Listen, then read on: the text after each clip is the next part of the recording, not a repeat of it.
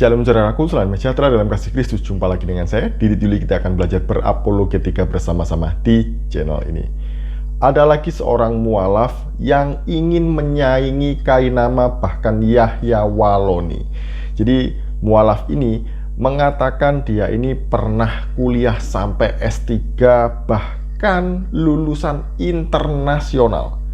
Ini kan mirip dengan Kainama ya. Kainama kan lulusan internasional itu katanya, tapi ya lulusan Leiden, S2-nya, S3-nya di Haifa, tapi tidak pernah ada buktinya. Sampai sekarang nggak pernah dia bisa buktikan itu ya. Nah, dia ini namanya Ragil Agustinus Wibowo atau siapa ya namanya.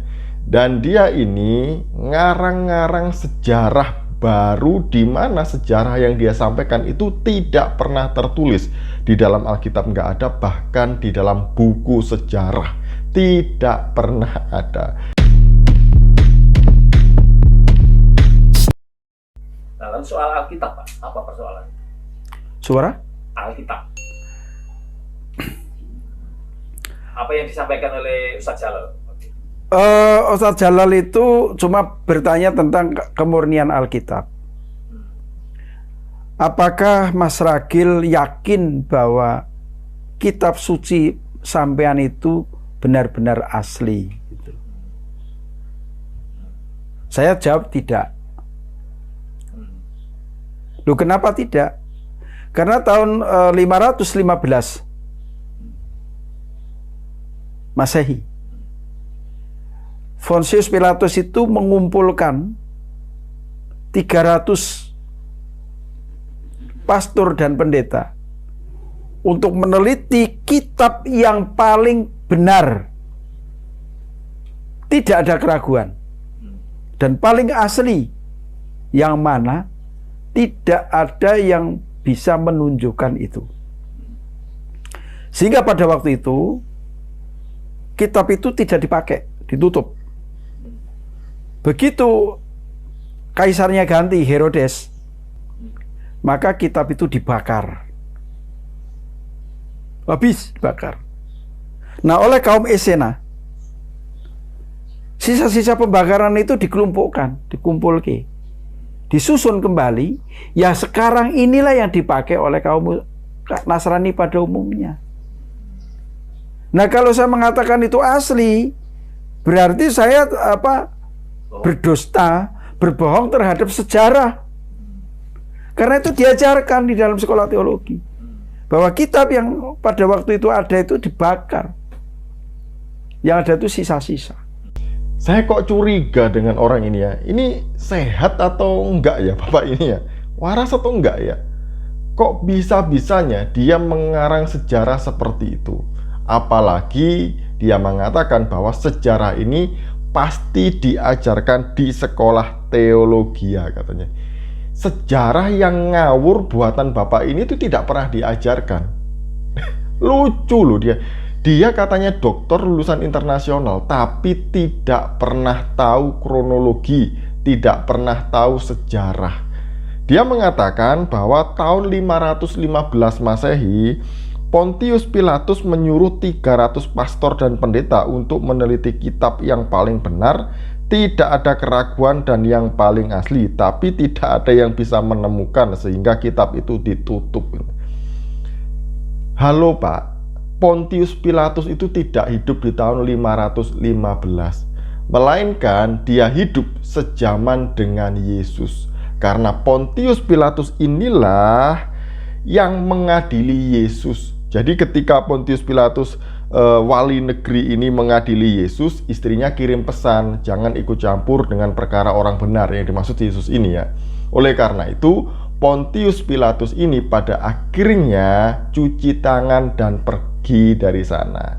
Tapi sejarah ini juga dicatat oleh Tacitus, seorang senator Romawi, di dalam buku ini ya, di dalam bukunya The Annals.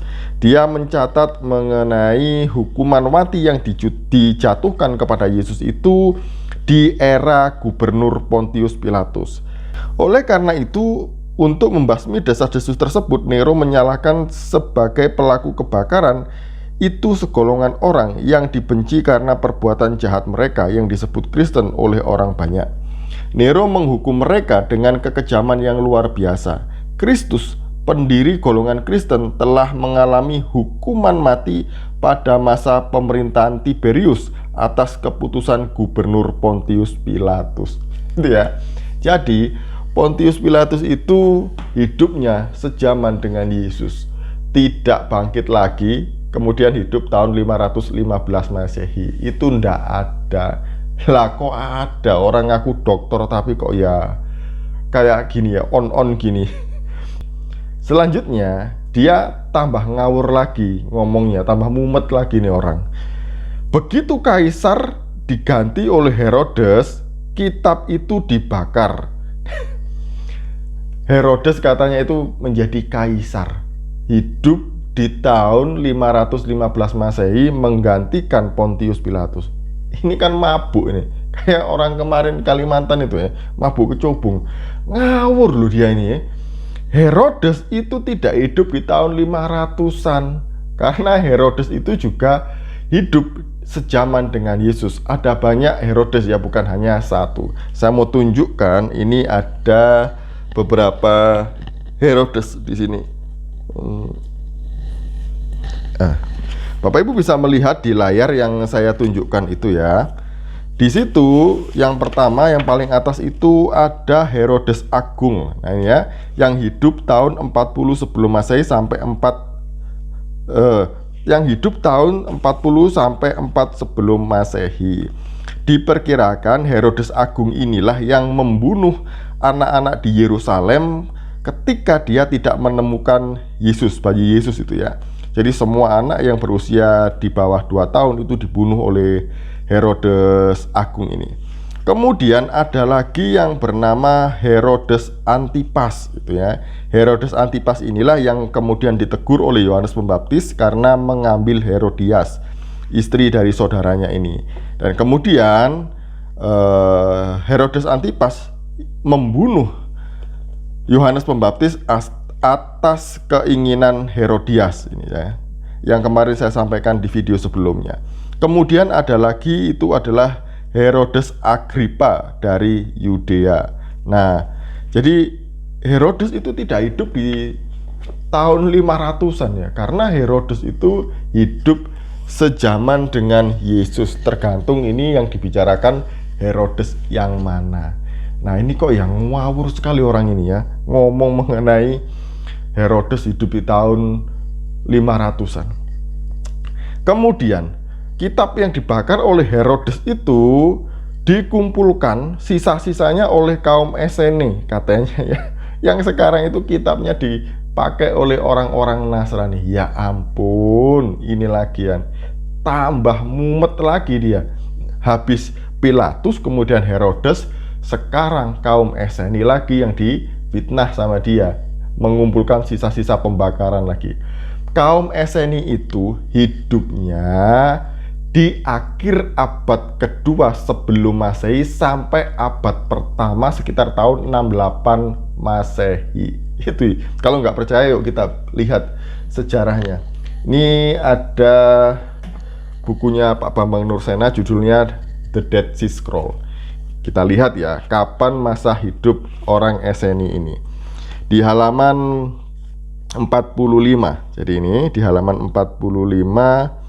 Menurut hasil penelitian terakhir, komunitas Qumron dimulai kira-kira pada akhir abad 2 sebelum Masehi atau permulaan abad 1 sebelum Masehi dan berakhir ketika tentara Romawi menghancurkannya kira-kira pada tahun 68 Masehi.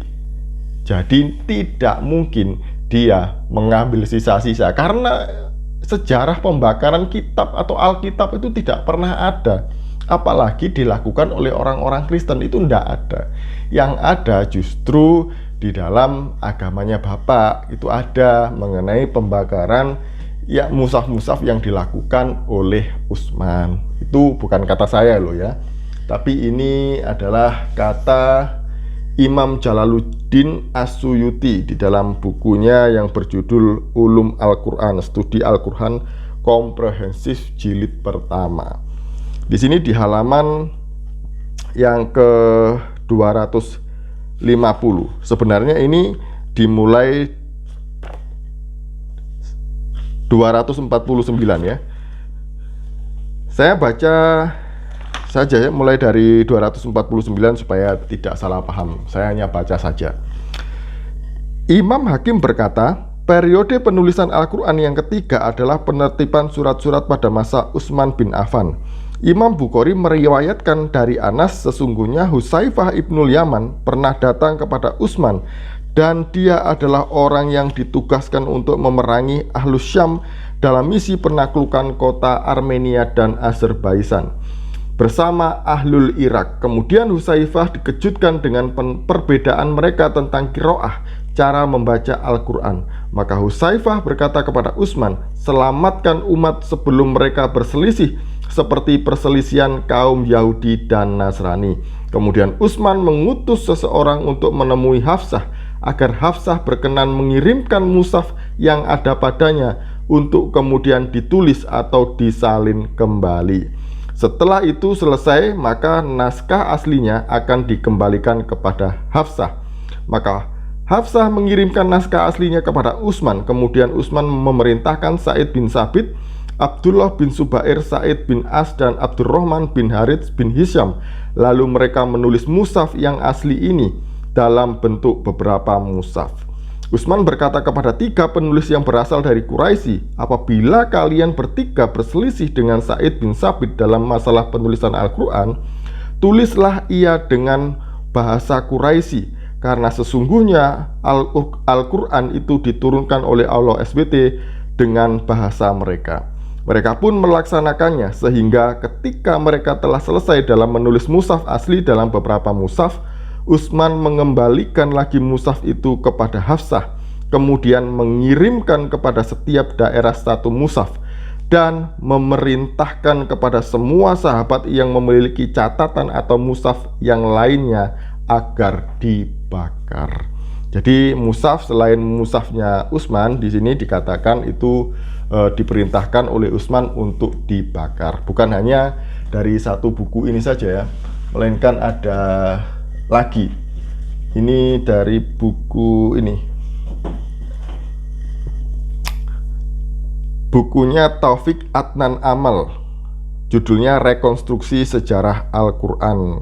Kata pengantarnya Profesor Dr. Quraish Shihab. Nah, di sini juga di halaman 218 sampai 219. Saya bacakan ya, semuanya aja supaya tidak salah paham. Hudzaifah ibnul Yaman menghadap Utsman. Ia tengah memimpin penduduk Syria dan Irak dalam suatu ekspedisi militer ke Armenia dan Azerbaijan. Hudzaifah merasa cemas oleh pertengkaran mereka penduduk Syria dan Irak tentang bacaan Al-Quran. Maka berkatalah Hudzaifah kepada Utsman, wahai Amir al-Mu'minin, selamatkanlah umat ini sebelum mereka bertikai tentang kitab atau Alkitab, sebagaimana yang telah terjadi pada umat Yahudi dan Nasrani pada masa lalu. Kemudian Utsman mengirim utusan kepada Hafsah dengan pesan, kirimkanlah kepada kami suhuf yang ada di tanganmu sehingga bisa diperbanyak serta disalin ke dalam mushaf-mushaf, dan setelah itu akan dikembalikan kepadamu. Hafsah mengirim suhufnya kepada Utsman dan kemudian memanggil Sa'id bin Sabit, Abdullah ibnul al-Subair, Sa'id ibnu Al-As, dan Abdurrahman ibnu Al-Harits ibnu Hisham, dan memerintahkan mereka untuk menyalinnya menjadi beberapa mushaf. Utsman berkata kepada 3 orang Quraisy dalam tim itu, jika kalian berbeda pendapat dengan Sa'id mengenai Al-Quran, maka tulislah dalam dialek Quraisy, karena Al-Quran itu diturunkan dalam bahasa mereka. Mereka mengikuti perintah tersebut, dan setelah berhasil menyalin suhuf itu menjadi beberapa mushaf, Utsman mengembalikannya kepada Hafsah. Mushaf-mushaf salinan yang ada kemudian dikirim Utsman ke setiap provinsi dengan perintah agar seluruh rekaman tertulis Al-Quran yang ada, baik dalam bentuk fragmen atau kodeks, dibakar habis. Jadi ini bukan kata saya Pak ya, mengenai pembakaran mushaf-mushaf ini. Ini berdasarkan kata atau dari literatur Islam sendiri. Sebenarnya masih ada satu lagi buku tentang itu. Saya cari kok tidak ada. Oh ini ada ini. Ini bukunya Muhammad Hussein Haikal atau Utsman bin Affan judulnya ya. Antara Kekhalifahan dengan Kerajaan. Di sini di halaman 126. Langsung saja ya, saya bacakan di paragraf yang pendek ini. Sesudah mushaf-mushaf itu dikirimkan ke kota-kota tadi dan khalifah mewajibkan supaya bacaan itu yang dipakai.